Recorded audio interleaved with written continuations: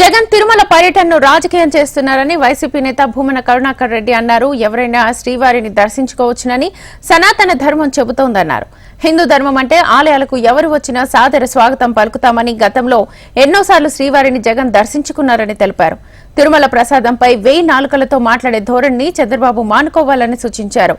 అనేక మార్లు తిరుమలకు వచ్చిన జగన్ కు డిక్లరేషన్ ఏంటని భూమన కరుణాకర్ రెడ్డి ప్రశ్నించారు.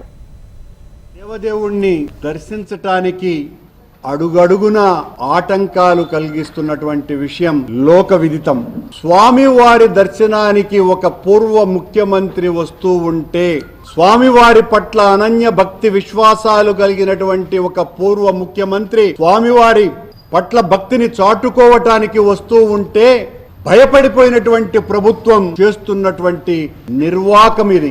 5 సంవత్సరాల పాటు ముఖ్యమంత్రిగా స్వామివారికి పట్టు వస్త్రాలనే బహూకరించినటువంటి ముఖ్యమంత్రిని, అంతకు పూర్వం ఎన్నోసార్లు దైవ దర్శనానికి వచ్చినప్పుడు ఏ రకమైనటువంటి ఆటంకాలు కలుగకుండా దైవ దర్శనం చేసుకున్నటువంటి ఒక పార్టీ నాయకుణ్ణి ఈ రోజున తాము చేసినటువంటి ఒక కళంకిత పనికి డిఫెన్స్ లో పడిపోయి దాని నుంచి ఎట్లా బయట రావాలో అర్థం కాకుండా మా నాయకుడు, మా పార్టీ అధిష్టానము వీళ్ళు చేసినటువంటి పాపపు ప్రకటనలకి, ప్రచారానికి మొత్తం దేవాలయాలలో అంతా కూడా రేపు ప్రార్థనలు చెయ్యండి అని పిలిపిస్తే మా పార్టీ క్యాడర్ అంతా కూడా ఈ నియోజకవర్గం కాకుండా మిగతా అన్ని నియోజకవర్గాలలో కూడా రేపు ఆ పూజా కార్యక్రమాలలో ఉంటే వాళ్ళెవరూ మీరు బయటికి రాకూడదునని వాళ్లను కట్టడి చేయటం ఏందో నాకు అర్థమే కావటం లేదు. మేము పూజలు చేయటానికి కూడా